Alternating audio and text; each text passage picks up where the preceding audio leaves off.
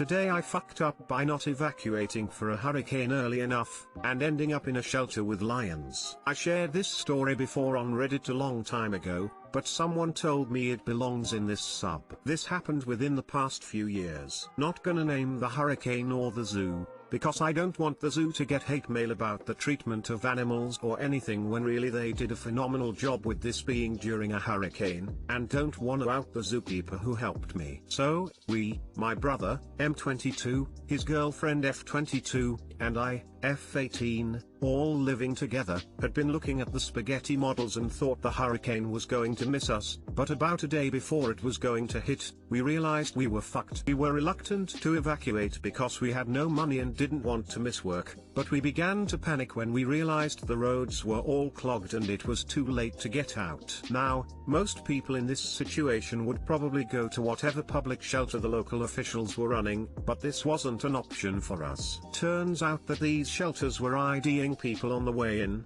and certain convicted felons were not allowed in, for public safety concerns. My brother was a convicted felon, different story, who was barred. They offered to house such people in the prison instead until the hurricane passed, but he was adamant that he was never going back there and he'd rather rough it out in our basement and try to survive here than end up back in jail. And his girlfriend wasn't going to leave him, and I didn't want to either. The hours passed, with us panicking and unsure what to do, until his girlfriend got a crazy idea. Her best friend was a zookeeper at the zoo just down the road, and she remembered hearing how the animals would be safe in the super secure concrete night houses they were all secured in. She called her best friend, who was already out of state and evacuated, to see if we'd be able to somehow stay in an animal night house, since we had nowhere else to go and it would be safe. It took a lot of begging and pleading and negotiating. As I understand it, my brother's girlfriend was told that all the night houses were at nearly full capacity, some packed more than they ever should be, to house all the animals and keep them all safe. The only night houses with any extra space were ones containing particularly dangerous animals, such as lions,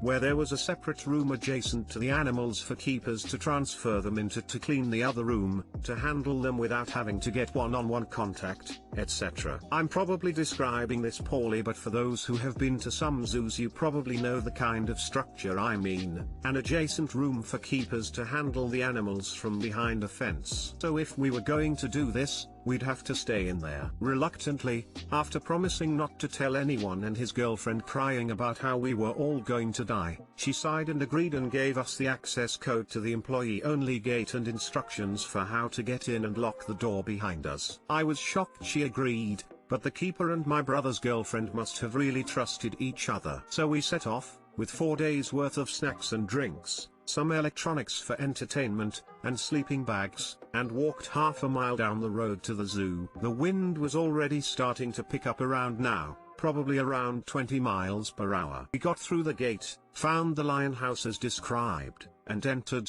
locking the door behind us. It was certainly a secure concrete bunker, but the first thing that hit us when we entered was the stench. It was almost unbearable. I had never thought of lions as particularly smelly animals before, but good God, it smelled like rotten meat and the most horridly foul cat litter box times a million. We were all retching as we came in and spread our out sleeping bags on our side of the enclosure, which was probably about 20 feet by 10 feet. We were separated from 14 lions by nothing more than what was basically a double chain link fence. We tried to play cards, or talk, or random stuff to lighten the mood and have some fun, but it was a truly intimidating, repulsive environment. On one hand, it was pretty awe-inspiring getting to be so close to so many lions, but on the other, hearing them grunt, roar, seeing one occasionally thrash at the chain link fence to get at us, we were no more than 4 feet from a lion at some points, watching and smelling them piss and shit all over the place.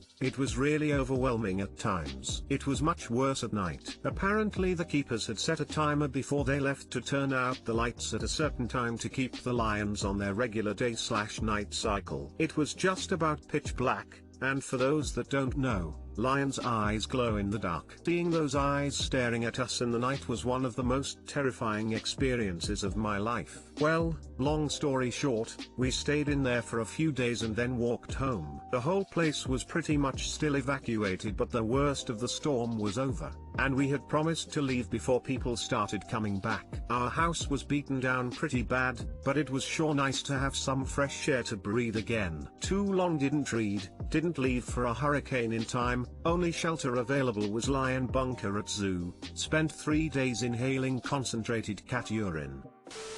I liked reading this. Yes, all big cats stink. All have been initiated now. -28 glowing eyes. Wowie. Smile. 14 lions will never forgive each other for letting that many human dinners get away. Ha ha. Odd question, but did this zoo not have a red team that stays during emergencies? Maybe not an actual zoo, more like a Tiger King kind of situation? If there was no staff there, how did the animals get fed every day? Even house animals will eventually eat all the food if you leave it out. Now this is the content I joined this sub for. I don't know if it's cool or sad in the fact I remember you posting this story a while back. Today I fucked up by doing an enema before anal, NSFW. Throw away because I don't want my husband to know the real reason I deep cleaned the couch last night. This happened last night. I thought Hubs and I could have some sexy time, so I did what I could to prepare. As I often do when I think we might do some anal, I did a little rinse of my colon. My fuck up happens here because I was using a new method and wasn't completely certain about how much fluid I was using. As per usual, I waited a few minutes to make sure I felt empty and clean and then went downstairs in a sexy outfit to seduce my husband. What I didn't know was that he had already committed to playing online games with his friends. I shrugged it off and decided to have some sexy time by myself. I got my favorite phallic-shaped toy and lube, set myself up lying on my back on the couch, and went to town on my ass. After satisfying myself several times I slowly pulled the toy out. As the tip was leaving my orifice I felt as much as heard a warm gush leaving my body. I gasped in horror and looked at the couch where a giant puddle of ass water was slowly spreading and seeping into the couch. I quickly grabbed some paper towel and soaked up what I could, cleaned myself off a little, then went to find the deep clean carpet and fabric cleaner we have from the time our dog had an accident on the carpet. It was then that my husband walked into the room to see what was going on. He knew what I'd been up to, so I just told him I made a bit of a mess. He gave me a suggestive smile and nod, thinking the mess was a lot more sexy and way less disgusting than it actually was. And I was more than happy to not explain myself. Too long didn't read, I used a new method to clean my colon and ended up splushing ass water all over the couch. I call it backdoor bourbon. I think I am going to reconsider buying a non-leather second-hand couch. There is no emoticon for the face I'm making. Name checks out. Should have been throwaway _ couch. Today I fucked up giving a complete stranger a hotel room in my name for a night. This could have gone way worse, and hopefully my lesson is learned lol. But here we go, this just happened this weekend. Quick disclaimer, I'm a bit of a perv, or a freak, or whatever you want to call it. I don't like using the word kinky because people automatically assume S&M. What I have is a whole different breed of sexual deviance lol. Warning, view profile at your own risk. So with that out of the way, I found this dating app where post personal ads. It sounds like a shady bot kind of thing, but it's well branded and cool looking, so I paid for a week of service and gave it a shot. You basically post an ad like Craigslist back in the good old days, and if someone likes your ad, you can chat, exchange pics, etc. I posted an ad looking for a girl to watch me stroke my cock. Reminder, I'm a freak. I had a few weirdo replies and some prostitutes, but one girl and I had a great conversation. We talked about fetishes, shared photos,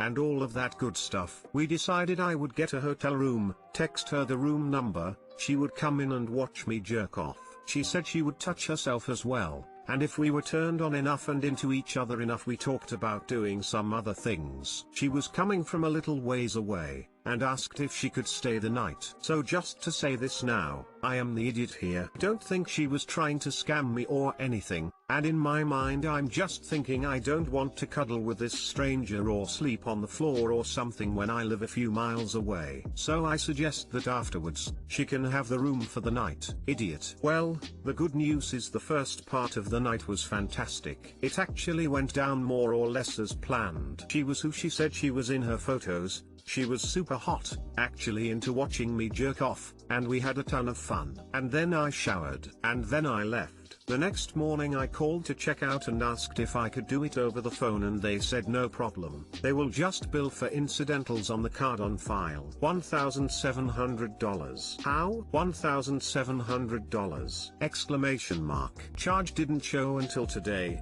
Apparently she invited friends over. They had a little party and absolutely trashed the room. Like rockstar style. Broke a mirror, stained the walls with ketchup. Just a fucking disaster. I didn't want to tell them what happened, so I just took the scolding from them and word that there may even be more charges coming. TL, doctor, met a girl on an app for a freaky hotel hookup. She wanted to spend the night and I didn't want to cuddle, so I stupidly gave her the room. So instead she threw a party, trashed the room, and cost me at least $1,700. Was it worth the $1,700 in your opinion? And that's a tough one. No. Edit, don't get me wrong, it was great, but for $1,700 I'd want to get a little more creative with it. Get on Chatterbait to make that cash back. Ha ha ha ha ha ha. Thanks. I checked your profile despite the warning and I want to give my objective opinion as lesbian. Nice cock bro. Ha ha ha. Thanks, that's a great compliment.